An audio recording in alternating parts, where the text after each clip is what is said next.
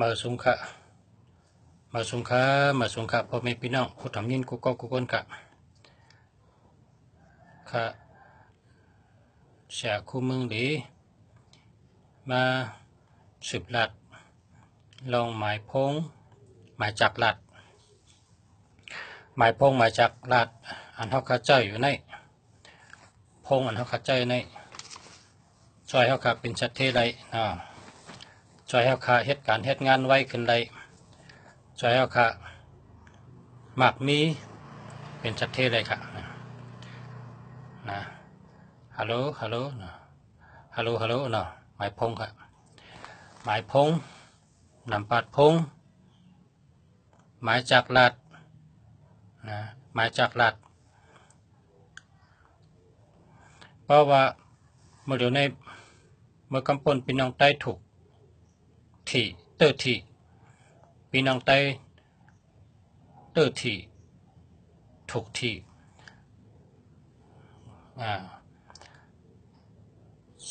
ล้านมัน40ไปนะข่าวอันนี้ดื้อหลังลงกะกุฏิกุตังแหละพี่น้องเฮาใต้ก็เฮานะคนเจิญถ่อมลุงแสบเมืองดีลาดเนี่ยเพิ่มก็พร้อมกันโทรมาจูเขามีคนโทรมาดังน้ำนะมีน้ำเตะๆนะขอบคุณที่สุเจ้าโทรมานะขอบคุณอย่าน้ำนะขอบใจนะขอบใจกูก็กูคนที่โทรมานะขอบใจค่ะขอบใจค่ะขอบคุณโทรมาถามเปิ้นว่าพวกใครหู้เหอถามพวกใครหู้เหอถามจำหนังสุเจ้าถามมานั่นนะเมื่อในไล่ความตอบที่ใครความตอบอันสุเจ้าถามมาว่าเฮาคาไลหมายพงปอกถี่คาไลหมายพงเตอร์ถี่คาไลหมายพงปอกถี่พอมีหมายพงปอกถี่ก็เจอหมายพงปอกถี่ตักปอกถี่ห่างปอกเต๊กๆพอเจอหมายจากหลัดหลีหมายพงหลีก็ภาวะจัดปานก็ดีกูเมียวใครภาวะจัดปานเท่าก็ขึ้นใหญ่มาสูงมากมีเงินคำอ่ำตุกขะมีเงินนำมีคำนำหากินง่ายมีบารมีอำนาจมีเมตตาเมื่อในพอมีพี่น้องของเขาจำไว้ขนาดปอเผอเคยปอกทีปอเผอเคยตื้อทีก็หาซื้อหมายพงเจ้าในเสือไว้ในพงหมายพงเจ้าเก่านั่นหรือซื้อนำปัดพงเจ้าในใจใครเพราะใจเจ้าในมีเงินนำไหลเงินนำมีเงินหลีไหลเงินหลีมีอำนาจมีบารมีคนจอยแถมมีคนนับถือหาเงินแลดหาเงินไหลนำหาเงินไหลกำนำนะเป็นว่าเงินก่อนใหญ่เงินก่อนใหญ่เงินก่อนใหญ่อันนี้ใจกูวันโทรกูวันหลีกจะหลีกูมิวพอวันที่1วันที่16ตักถูกหวยเตอร์ทีตักเตอร์ทีปอกทีห่างก็กะมังก็นั่นมังก็เจ้านะตึ้งค่ะเตอค่ะนำปัดพงเตอร์ทีค่ะเนาะแต้มไปค่ะนะพอแต้มมาก็หาซื้อจังในใจค่ะนะก็กะเนื้อหมายพงเนี่ยศูนย์มันให้มีตัวเร็วแค่เนาะนะเนื้อหมายพงในศูนย์ให้มีตัวเร็วแค่ให้มีศูนย์ตัวเร็วแค่ค่ะศูนย์ในให้มีตัวเร็วแค่ก็เพราะว่าศูนย์ในมันดีเฮ็ดให้เป็นยอกะเฮ็ดให้เป็นเนื้องอกเฮ็ดให้เป็นกินซาเฮ็ดให้เงินโหเฮ็ดให้ใจเขาดีนะก็เพราะศูนย์ในมันดีก็เพราะฉะนั้นแหละเนื้อหมายพงเนี่ย ศูนย์เฮมิโตเร็วก็ค่ะเนาะนะศูนย์เฮมิโตเร็วก็ค่ะนะนำปัดพงหมายพงปอกทีค่ะนี่ค่ะ978นะ978ใช่ไหมครับปีนกว่าปีนมาเลยครับ978789นะปีนเลยครับ3ตัวนี้เนาะแล้วก็หมายพงเตอร์ทีหมายพงเตอร์ทีหมายพงปอกทีหมายพงปอกทีหมายพงเตอร์ทีหมายพงปอกทีเจอไหนครับเตรียมไหมครับ828นะ828 282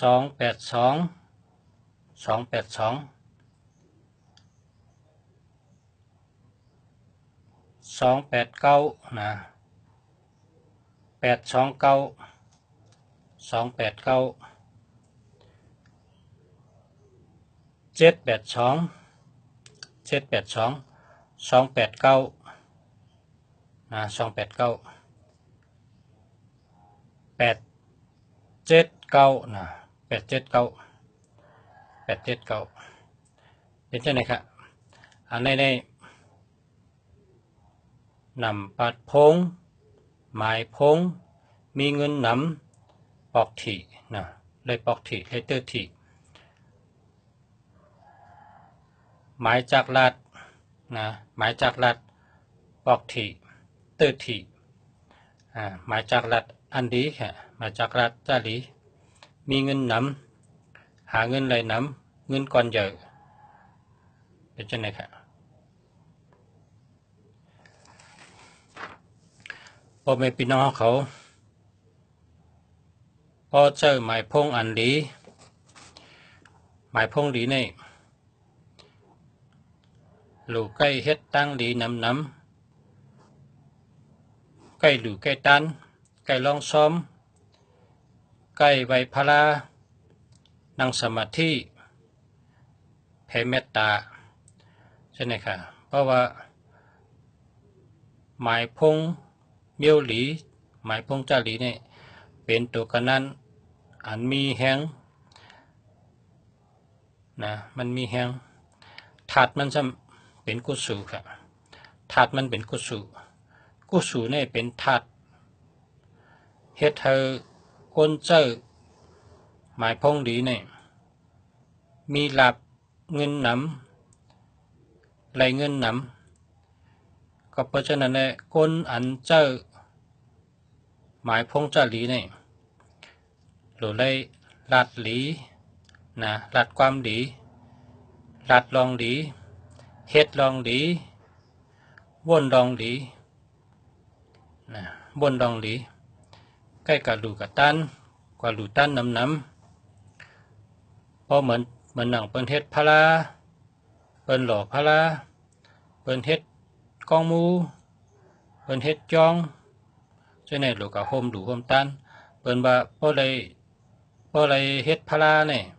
เพราะเปิ้นก่อพลาเนี่ยเขาเลยกับจอยเขาเลยกับโฮมเนี่ยกู้สูงเยอะหน่อยคนที่เจออันมีหมายพงจารีเนี่ยหลูพร้อมกันหลูมันจังหนังก่อพระหลงนะเฮ็ดพระหลงสูใหญ่ๆอันนั้นก็ก่อกองมูเนี่ยเฮ็ดย่องเนี่ยลองหลูลองตันเนี่ย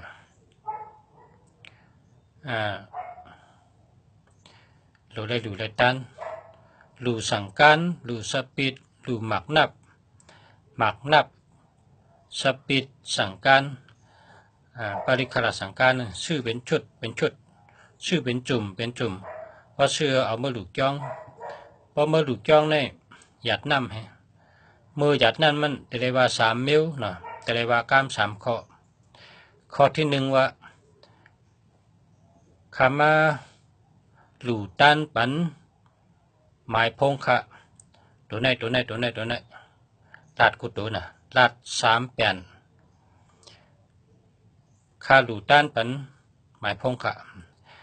เพราะว่ามีหมายพงอันใจมาหึงไหนอ่ะหมายพงเก่าอันใจมาหึงไหนอ่ะเลยแปดกว่าฉะนั้นเลยแปดกว่าห้อมเจ้านั่นเขาก็หลู่ต้านปันมันเหหลู่ต้านปันมันว่าเขาหลู่ต้านปันน่ะหมายพงอันไหนน่ะเขาหลู่ต้านปันเขายามเลยเจ้ามาหึงอ่ะหลู่ต้านปันก็สู่น่ะอะไรครับก็สู่เหววยก็สู่ปันเนี่ยหยัดน้ำปันเนี่ยแต่ได้ว่ากาม3 ข้อหลู่ต้านปันเบิดหลู่ต้านปันหมายพงอันเก่าที่ย้ำใจกว่าข้อ1หลู่ต้านปันหมายพงเหม่ออันตึกเจอในข้อ1หลู่ต้านปันผีเปิดตูผีเปิดคิงนะผีเปิดตูผีเปิดคิงขันเนี่ยข้อ1นะ3 ข้อเนี่ยหรือว่าตัดเสียหลู่ต้านปันเวอร์โทเก่าหลู่ต้านปันเวอร์โทเหม่อหลู่ต้านปันหมายพงเก่าหลู่ต้านปันหมายพงเหม่อหลู่ต้านปันผีเปิดตูผีเปิดคิงนะว่าทั้งคองหลู่ต้านปันคู่บาจันหลู่ต้านปันเสียสมาหลู่ต้านปันเสียคู่เสียตั้งหลายสระอันตุยโตกันนั้นกูเกาะหลู่ต้านหวยกูสู่บันสระอันตุยโตนับกูก็เกาะนะเพราะฉะนั้นนะเพราะกะหยัดนำในว่า4 ข้อเนี่ยข้อที่1เนี่ยหยัดนำกูหวยกูสู่บันหมายพงอันเก่าที่ยามเจ้าแปดกว่าหลู่ต้านหวยกูสู่หยัดนำปันหมายพงอันเหม่อตึกใจอยู่เนี่ยให้มาใจเขาหาเงินหลู่ต้านปันผีเปิดตูผีเปิดคิงเขาอะไรครับกูสู่เขามีกูสู่เขามีลาบหลีกามหลีกูสู่หลีหลู่ต้านปันเสียคู่เสียตั้งเสียงเสียคู่ว่าตั้งเสียงเจออันตัวตัวนับเจออันสอนตัวนับเสียตัวนับตั้งเสียงเสียตัวกันนั่นตั้งเสียงวันนี้ก็เลยแต่ได้ว่าจะไหนหลู่ต้านปันเพราะหลู่1 ก้อนเนี่ยแต่ได้1 ข้อไงปุ่ง3ว่าลองซ้อมเจ้าสั่ง4 ป้าเนาะว่าลองซ้อมอย่าหันสังขาเจ้า4 ป้าที่1เนี่ยว่าต้านปันหมายพงอันยำเจออะไรแปดกันป้าที่2ซ้ำหลู่ต้านปันหมายพงอันตึกเจออยู่เนี่ยป้าที่3ซ้ำหลู่ต้านเธอตูคาเนี่ยผีตูผีคิงหลีกามหลีกุสุหลีเป็นสัตว์เทหากินง่ายป้าที่4ซ้ำหลู่ต้านปันเสียสมาเจออันตัวตูนับเจออันตัวตูกันนั่นตั้งเสียงเสียตัวตูเสียอันตัวตูนับตั้งเสียงเสียอันตัวตูกันนั่นตั้งเสียงว่าจะไหน4 กำหลู่เจ้ายันก็เลยเจ้าสั่งก็เลย4 ป้านะพอลองซ้อมก็ลอง4 ป้านะ1 ป้าในว่าอะไร1 เมลก็ก้อยกาปกะหลู่ต้านนำกับหลู่ต้านพระลงอันบนเฮ็ดพระนั่นพอกะโฮมสร้างโฮมดูโฮมต้านบันเดเขาก็หลู่เกยก็เลยมือเขาหยัดน้ำมันเขาได้ว่าหลู่ต้านปันหมายพงเก่าอันย้ำใจกว่าหลู่ต้านปันหมายพงเหม่ออันตึกเจออยู่ลาดเห็นนะลาดหมายพงเขาหลู่ต้านปันผีตูผีคิงเขาให้เขาคามีกุศลลีกามลีมีลาบลีให้เขาคามีปรามีให้เขาคาเป็นสัตเทหลู่ต้านปันเสียตัวนับตั้งเสียงหลู่ต้านปันเสียด้วยตัวกันนั่นตั้งเสียงตัวนับตั้งเสียงตัวกันนั่นตั้งเสียงกูก็กูเสียว่าจังไหนเห็นนั่นให้ว่าให้ก็หยัดน้ำถอกลงกระลินกันเขาบวยกุศลปันเพราะเขาบวยกุศลปันนี่เขาเจอหมายพงก็มีแห้งถัดตัวนับนั่นมาจอยเขาโทษถี่ก็เขาปอกถี่โทษถี่ก็เขาตื้อถี่หาเงินก็เขาอะไรเงินน้ำนะหาเงินก็อะไรน้ เหตุการณ์สังก็อ่องเหตุการณ์สังก็อ่องกูมิวเหตุการณ์สังก็ขึ้นใหญ่มาส่งกูมิวอันนี้เป็นเนื้อจำไผ่โดยตัวนับโดยหมายพงโดยตัวนับโดยหมายพงเนี่ยเป็นเมื่อเขากับสอนเขาสอนมาจากไหนเขาเลยเห็นมาจากไหนก็ขึ้นมา10 นัดต่อแต่แค่นี้พอมีพี่น้องได้ก็ผู้ทำยินเขาก็ตั้งเสียงเฮ็ดจังไหนครับเพราะเฮ็ดจังไหนในเสื้อหมายพงหันอาจูงกำเดียวเขาเลยลุยอะไรลุยย้อนเลยเป็นสัตเทย้อนมันเลยหมักมีย้อนมันเลยค้ำฉาย้อนมันเหตุการณ์สังก็ง่ายเหตุการณ์สังก็อ่องมีเงินมีคำหมักมีค้ำฉาขึ้นเยอะมาชมกูมิวค่ะก็การหมายพงในก็มันมีไผ่และไผ่นั่นไผ่ตั้งหักในก็ตั้งหักไผ่มีเงินในก็มีเงินไผ่ลาดจ้าในก็ลาดจ้าไผ่ปีญาในก็ไผ่ปีญาหมายพงในกว่าไผ่ไรไผ่นั่นเพราะว่าหลู่จังหือหลู่เจ้าเฮงเป็นจังหือในนี่ถามมาพอถามมาเนี่ยข้าติดตอบนี้จำหนังตั้งหลู่ชูเจ้าตั้งยังอ่านชูเจ้านั่นไล่เตรียมทวนกูก็ค่ะเพราะชูเจ้าถามมาข้าติดรัดนี่ชูเจ้าว่าชื่อหมายพงตัวในใจนะมันติแมนจำหนังนาการชูเจ้าเดลัยแมนจำหนังตั้งหลู่ชูเจ้าเดลัยแมนจำหนังกลางใจชูเจ้าชูเจ้าหลู่สังชูเจ้าแคบชูช้ำแคบเปลี่ยนสังแคบเปลี่ยนจังหือเพราะเจอหมายพงเฮงเปลี่ยนจังหือขมักมีเงินคำขหมอรัดหมอจ่าขหมอปิญญาขเป็นกำแถมขระยะทุสูงขเฮ็ดสังกอเป้เป็นขเงินไหลมาง่ายกูมิวโดนนับน่ะมันมีตีป่องมัน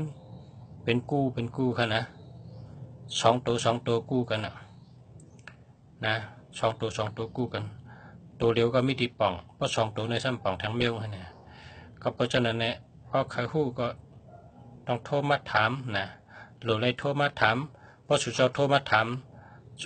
ชูเจ้าได้ความตอบอันแมนมันจำหนังตั้งหลู่ชูเจ้าจำหนังกลางใจชูเจ้าจำหนังตั้งเยื่องอ่านชูเจ้านั่นตักเลยเป้จุงเตรียมทนอ่องแมงเป็นใจกูมิวหลีกูมิวค่ะ